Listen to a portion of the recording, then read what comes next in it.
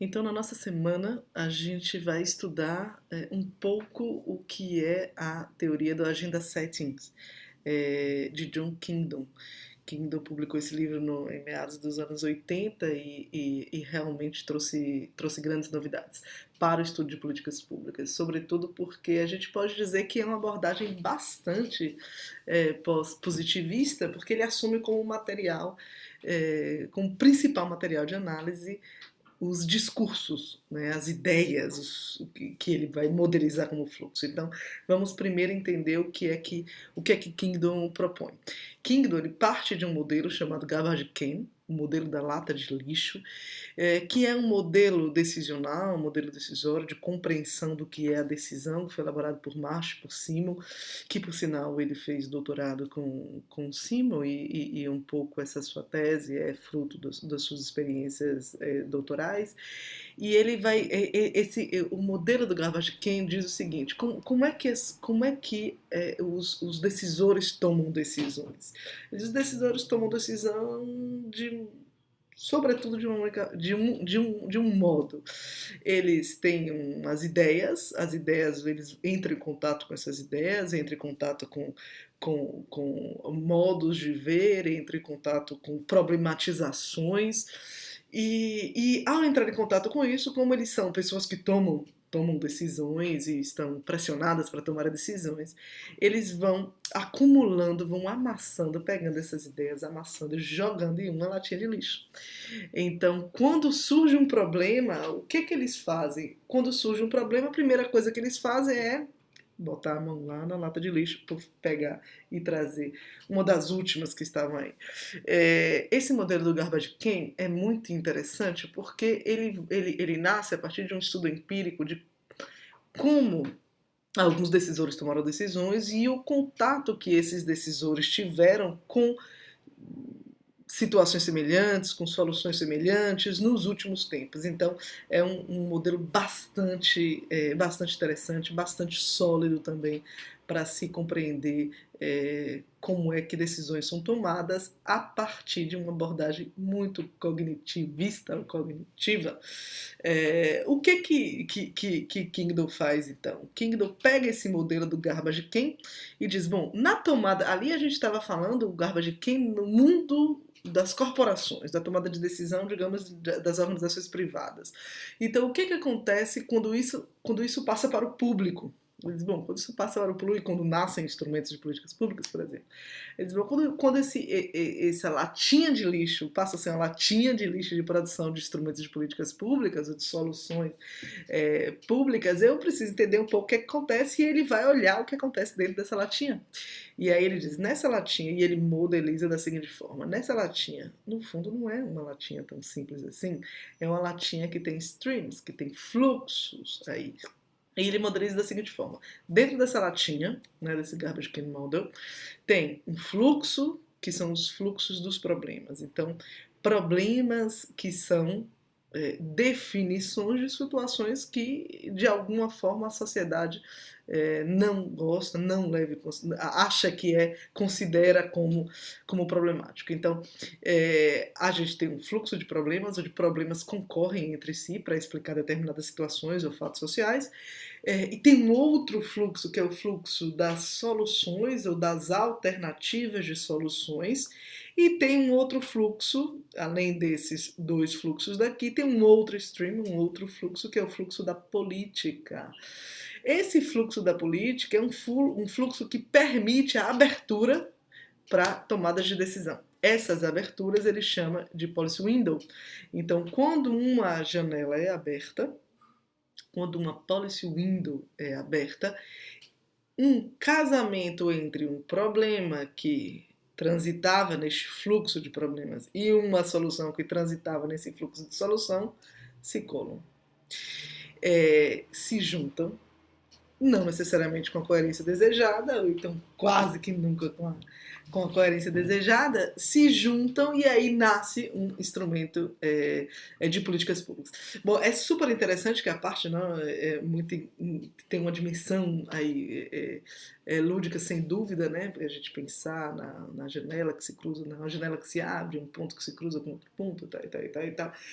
Mas além dessa dimensão, tem também uma outra, tem uma grande, grande, grande, grande novidade, é que ele traz para o balaio de estudo das políticas públicas essa casualidade no desenho, né? Então ele um pouco que ele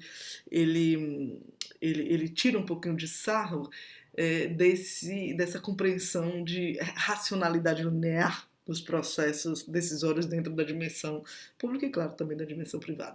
Então ele vai dizer, bom, então o que acontece quando nasce um programa, e a gente pensa no Minha Casa Minha Vida, por exemplo, que eu estou dando sempre como exemplo, mas pela facilidade, o que acontece quando Minha Casa Minha Vida nasce, né? Então tem um fluxo de problematizações sobre o acesso à casa, então o acesso à casa ele pode ser visto como um problema de dificuldade de crédito, ele pode ser visto como um problema de necessidade de casa por uma questão teológica quase, ele pode ser explicado de diferentes formas, né?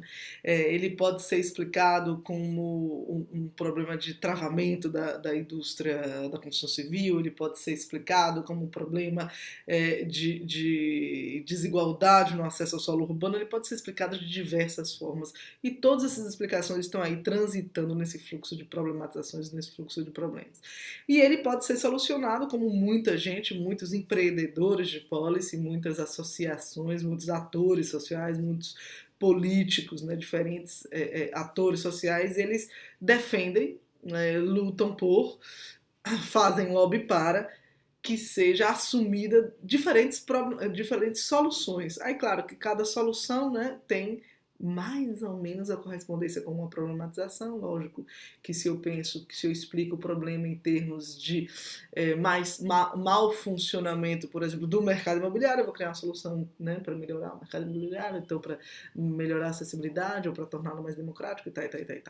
Mas quando se abre uma janela, que o gestor faz esse casamento, faz essa associação de problema com solução, ele faz de modo mais ou menos aleatório, né?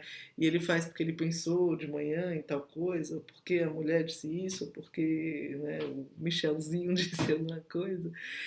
Enfim, ele traz à tona essa casualidade dos processos decisórios, que é uma grande crítica a essa linearidade do processo decisório, dessa tomada de decisão tão racional assim. Afinal de contas, o ponto de partida dele, que é o modelo do Garbage Can, é criado lá por Marsh por Simon, e Simon é aquele que vai criar, lá no final dos anos 40, a teoria da racionalidade limitada, não é? Da bounded rationality, que é bem diferente da racionalidade limitada, quando a gente pensava, não, o homem é capaz de olhar todas as possibilidades, ver o problema muito bem, ver quais são todas as alternativas possíveis, escolher a melhor alternativa de acordo com os meios que ele tem e aplicar, executar essa alternativa. E no modelo de Simon, de bounded rationality, de racionalidade limitada, ele vai dizer, não, o homem não é capaz nem de ver o problema bem, nem de ver quais são as soluções possíveis, nem de avaliar essas soluções de acordo com os meios que tem, e muito menos de escolher e aplicar a solução correta, mais justa e tal, até porque isso não existe, porque quase tudo isso aí a gente está falando de construção social. Então, Kingdom vai utilizar, claro, esse modelo, e a partir daí vai também trazer uma crítica muito ferrenha aos processos decisórios dentro das políticas públicas. Ele faz isso a partir de um estudo muito interessante, estudo empírico, sobre o síndico Lee. Ele vai acompanhar um pouco a tomada de decisão desse síndico, não, de prefeito, do prefeito Lee. Desculpa, é um probleminha de tradução. O que mais que a gente pode dizer? Além disso, vocês vão ver aí no texto, é uma tradução, não é uma tradução autorizada, é uma tradução para fins didáticos, somente para fins didáticos, do último capítulo do livro dele, que é o capítulo 9, onde ele um pouco retoma tudo que ele construiu, né? De um modo bastante racional. A gente sempre tem essas ironias, né, do destino. Mas um último ponto para se falar é que destas policy window, né, dessas dessas janelas de políticas públicas, onde são criadas as políticas públicas, ocasiões onde podem ser criadas e onde são efetivamente criadas,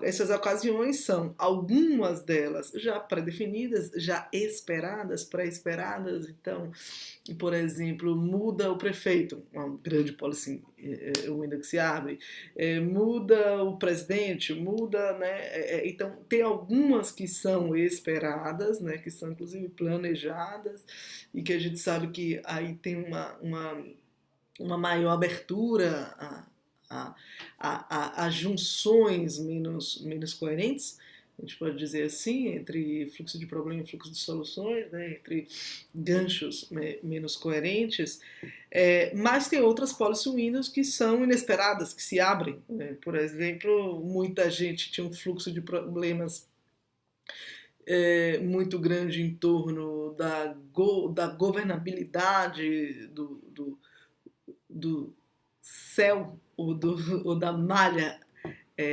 aérea brasileira. Existia também um fluxo de soluções razoavelmente, né, construído de como fazer esse governo, mas não tinha uma arena forte, né? Não tinha uma arena bojuda, não tinha gente espremendo, pressionando e tal, e tal, e tal, e tal. E de repente tem o acidente com o avião da Gol, né, infelizmente, e aquilo ali, puf, abre uma janela absolutamente inesperada. E claro, até então o grande público brasileiro, parte da sociedade brasileira não sabia o que era SINDAC, SINDAC 1, 2, 3, como é que funcionava, ninguém sabia nada disso, né? E a partir dessa janela inesperada, é claro que se cria uma possibilidade de junção de um fluxo de problema com um fluxo de solução, e um instrumento de políticas públicas criado, e a arena, claro, naquele momento que se abre aquela janela, a arena se densifica, novos atores entram, né, a mídia ganha um outro peso, e aí depois, óbvio, essa janela vai perdendo força também, logo depois que um instrumento é criado. Então imaginem para vocês que estudam, provavelmente muitos de vocês estão estudando instrumentos de políticas públicas, o que é que significa você pegar o seu instrumento de políticas públicas e dizer, bom, tá o instrumento X, o programa tal, e tal, e tal, e tal, e tal.